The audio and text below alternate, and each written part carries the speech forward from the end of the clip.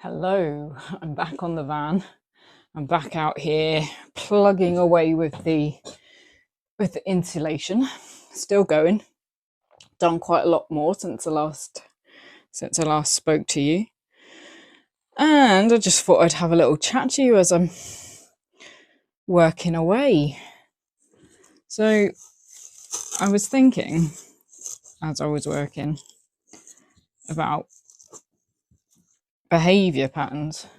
And this is something that I was reflecting on in my morning pages actually this morning as well. And something I've been thinking quite a lot about. Now, obviously, we all know that we have patterns of behavior that we've built up from our past experiences. And in yoga, we talk about the vritti samskara cycle. Vrittis are actions and samskaras are latent impressions. Obviously, the more times we repeat a behavior, the stronger the latent impression of that behavior, and the more likely we are to repeat it in the future. So there can be good behaviors, or let's not say good behaviors, let's say beneficial behaviors, and non-beneficial behaviors. But they normally, those behaviors, serve a purpose in some way. So they may be beneficial to you at a certain time, but then are no longer so. But we continue to repeat those behaviors because they're ingrained. That's what we've learnt. And one of the patterns of behavior, my own patterns of behavior that I have noticed over my 42 years here on this planet, is that I have tended to skip around a lot on different things. I tend not to stick at things. I tend to have quite a short attention span and lots of new interests. So I tend to do something for a while and then go on to something else, and quite often completely drop what I was doing before, often quite suddenly. It's had the effect that, or it means that, I've done lots of things in my life. Lots and lots of things. I've had lots of different experiences. But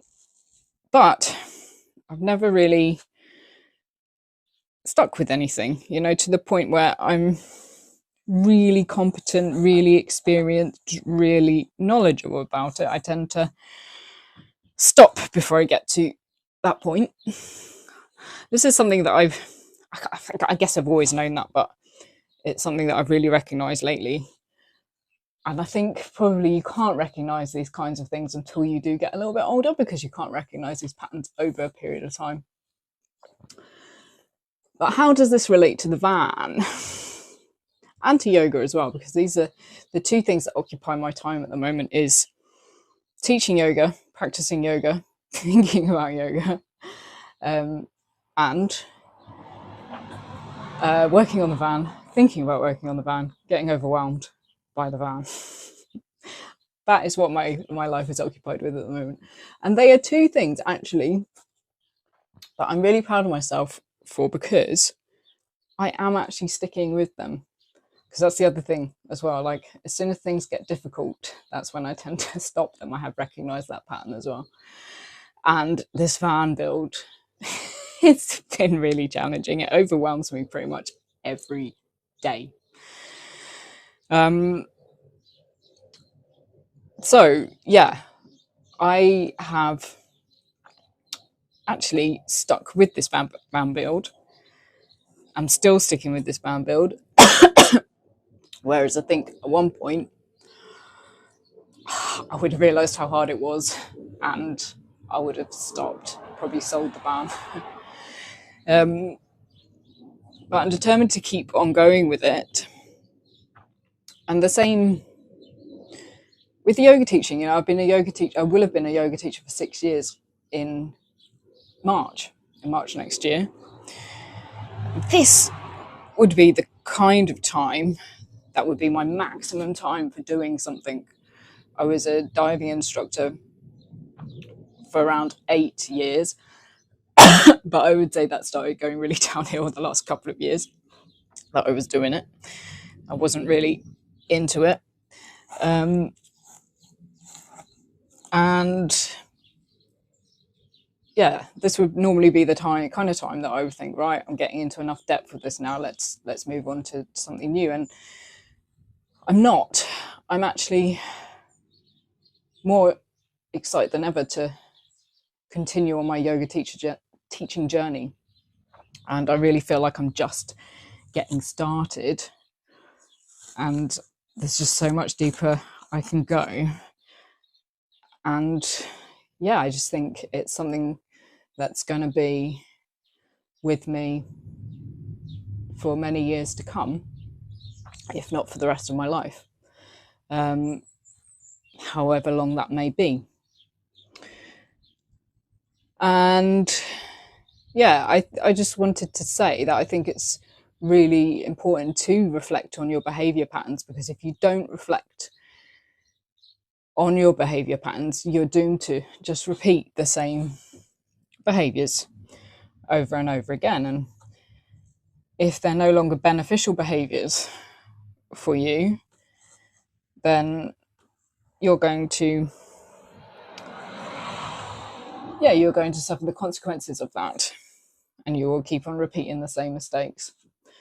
If I hadn't reflected on, my behavior pattern of not seeing things through, not sticking with things, then I may not be sticking with and seeing through what I'm doing now.